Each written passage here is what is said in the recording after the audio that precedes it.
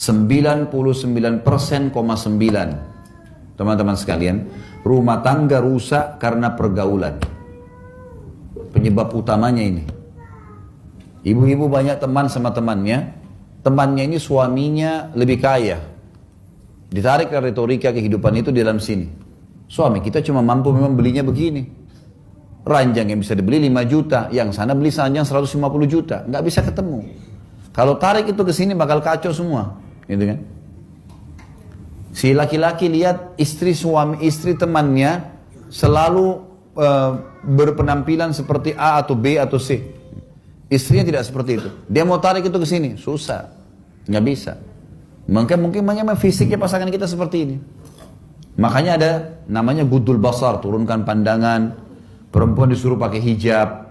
Semua itu tujuannya untuk itu, untuk meredam supaya orang jangan cemburu.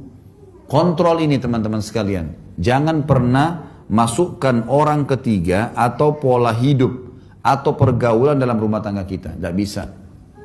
Ada orang subhanallah, ada banyak perempuan saya temukan begitu kasus ibu-ibu, semua yang dia hadapin suaminya pemikirannya temannya. Sampai pernah terjadi perceraian, ini dia masih cinta sama suaminya, suaminya cinta sama dia, ribut sedikit, dia akhirnya konsultasi sama temannya, masih gadis tua, nggak menikah. Orang ini nggak ada pengalaman rumah tangga, diajak musyawarah sama dia. Kesimpulan terakhir, suruh cerai. Kau juga bisa hidup kok kayak saya tidak ada suami tapi saya bahagia, saya bisa kerja, saya bisa begini. Ajukan perceraian, subhanallah. Gara-gara pergaulan tuh, bahaya sekali. Berapa banyak laki-laki begitu, ceraikan istrinya. Kadang-kadang bapak-bapak kalau lagi kumpul sama teman-teman, jangan terpengaruh dengan perkataan itu. Nih, yang pulang duluan nih berarti takut sama istrinya nih. Kuat-kuatan nunggu di situ sampai jam 12, sampai jam 1. Ngapain?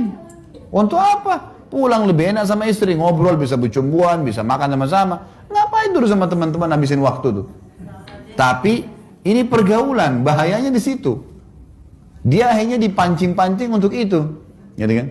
Ini baru habis antar istri ke rumah sakit. Wah, suami yang tidak punya wibawa. Loh, kok bisa? Istri sakit. Utsman bin Affan itu tidak ikut berperang loh di perang Badar. Kenapa? Karena istrinya Ruqayyah sedang sakit. Anak Rasulullah SAW sampai Nabi bilang, jangan kau ikut Utsman, urus istrimu. Disuruh istrinya urus. Betul anak Nabi SAW, tapi tidak dianggap aib. Tidak jadi jihad gara-gara istrinya sakit. Bukan aib itu. Kenapa harus kita merasa malu dengan mengantar istri, dengan menemani dan seterusnya? Kenapa harus merasa malu karena seorang istri tunduk sama suaminya? Asma binti Abi Bakar radhiyallahu anha berkata, saya sangat bakti dengan Zubair, suaminya. Sampai saya menyiapkan makanannya, minumannya, pakaiannya, air yang dia pakai, yang saya bawa dari jarak jauh, dari sumur. Zaman sekarang sudah tinggal buka keran selesai. Dulu Asma binti Abi Bakar ini memikul dengan punggungnya, bawa air untuk suaminya mandi. Dan saya mengurus anak-anaknya, serta menggantikan sepatu kudanya. Jadi sangat luar biasa itu. Dan mereka tidak merasa aib dengan itu. Karena dia kejar ridhonya Allah di sini. Bagaimana memaksimalkan pasangan dalam masalah ini? Jadi kontrol pergaulan. Ingat, kata Nabi SAW, Al-mar'u adini khalili, seseorang sesuai dengan agama temannya. Hati-hati teman-teman sekalian. Kita bergaul dengan pengangguran, kita jadi pengangguran. Kita bergaul dengan pemabuk, kita jadi pemabuk. Saya kasih contoh gini. Kalau saya bergaul dengan 10 orang perokok, saya tidak merokok. Hari pertama, hari kedua, kita akan terbiasa minimal dengan baunya. Seminggu mereka akan bilang coba aja sebatang. Sebulan, kita akan merokok bersama mereka. Setahun bisa jual rokok. Kita balik sekarang. Saya punya 10 orang teman penghafal Al-Quran. Saya nggak bisa ngaji. Bodoh sekali, huruf hijaiyah pun tidak tahu. Hari pertama, hari kedua saya malu. Seminggu kemudian boleh belajar huruf hijaiyah. Sebulan kemudian bisa ngaji. Setahun kemudian bisa hafal Quran bersama mereka.